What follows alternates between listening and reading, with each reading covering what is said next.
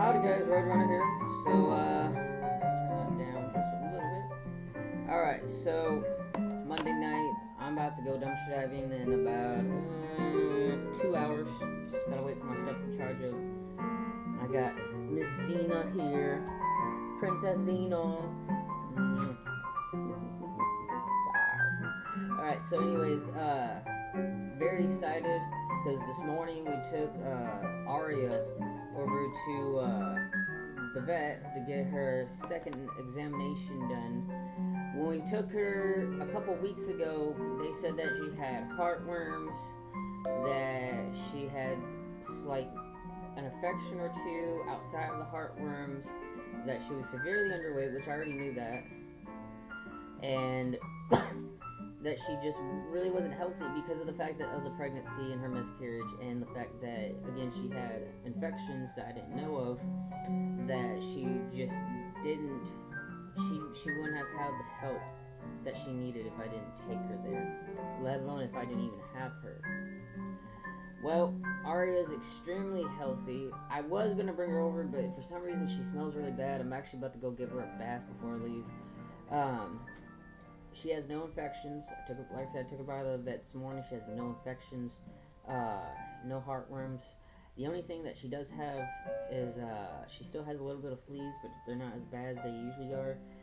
They said that she's a couple pounds underweight, but other than that, she's good. Hi, Xena. So, Xena, chill. I love you. Anyways, so aside from that, she's doing extremely well. Very, very well. I don't know how to thank South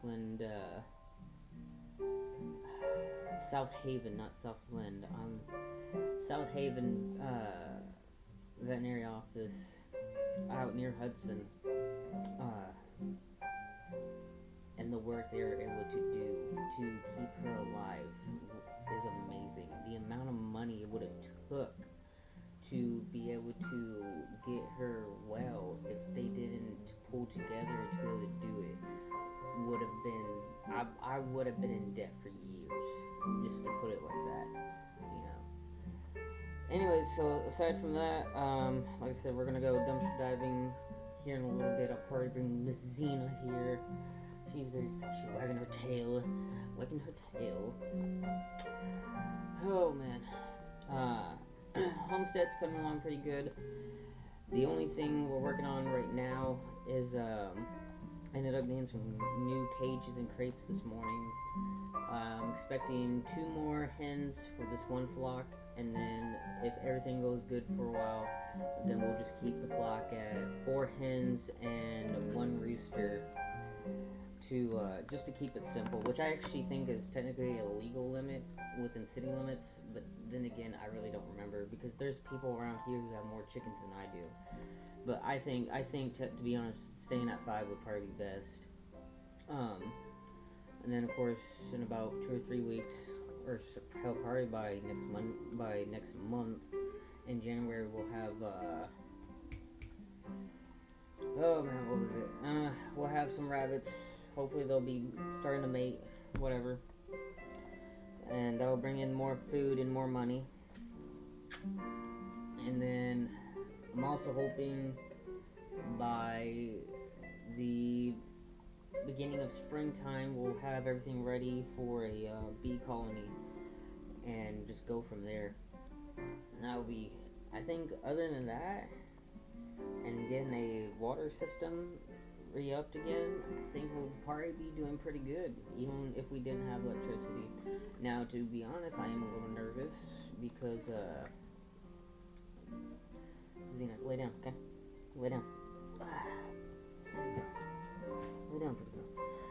Anyways, here we go. I'm a little nervous, not because of actions or recent events, I'm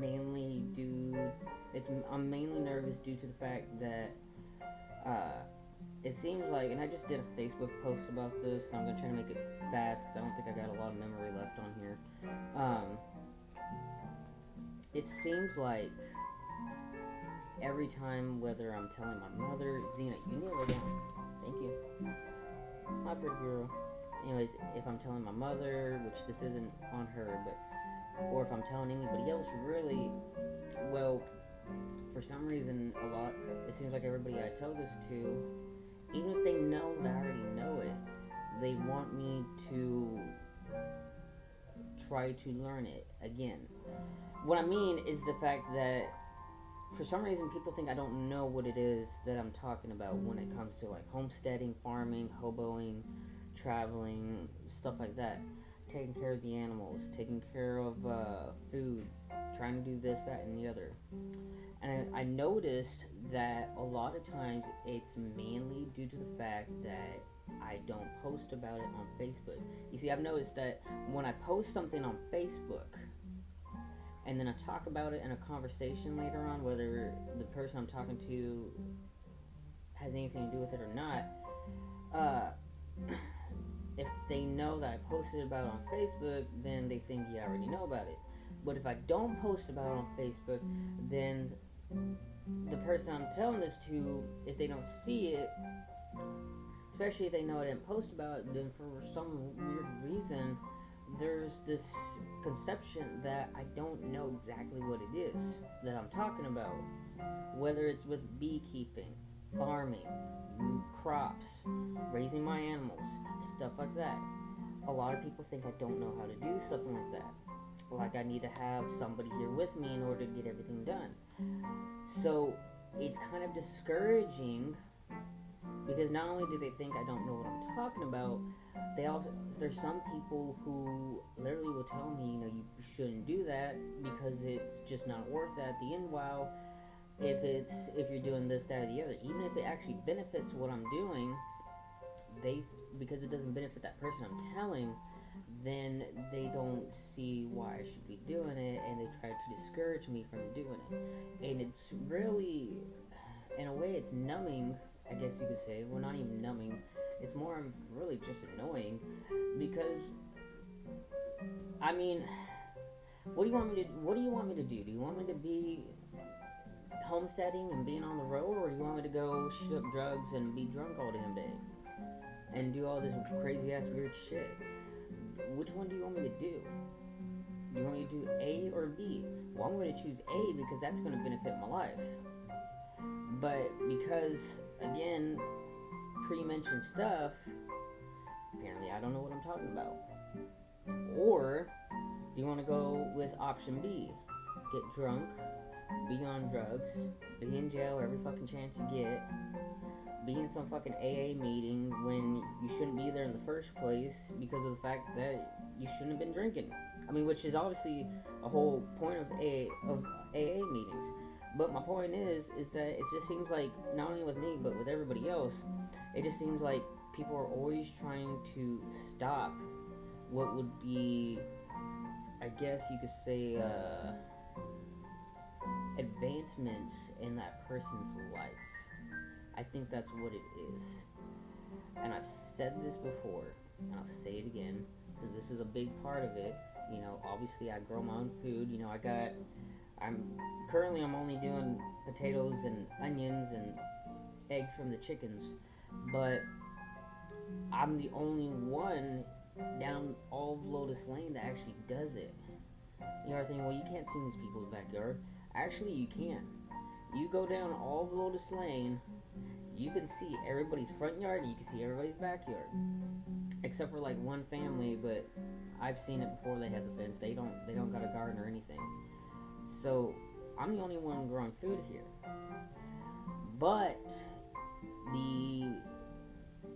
what I'm trying to get to is I think everybody should be growing their own food, not just people on Lotus Lane, but everybody in general, pre-1950s style. Because if that was the case, you wouldn't be seeing headlines in the news of us supposedly being on a food shortage. I'm gonna do another video here soon, since I still got enough time before I go dumpster diving tonight, on the whole food crisis situation, if you want to call it food crisis. And so I've been thinking about this for a while. I'm gonna mention a bunch of YouTubers. not a bunch, but several either I'm friends with or people who I watch all the time. And I want to throw my 2 cents into it because I think, in a way, because everybody's always talking about that there's a food shortage, and there's supposedly been one for years, but nobody really talks about how to fix said food shortage. So I'm going to end this video right here and upload it, and then I'm going to start recording again, and I'm going to go into depth on why, as of the start of COVID, that there is this said food shortage, and how I think we can actually manage to deal with it. Because in my eyes, if you don't, I'm gonna save what I'm about to say for the next video. So, peace.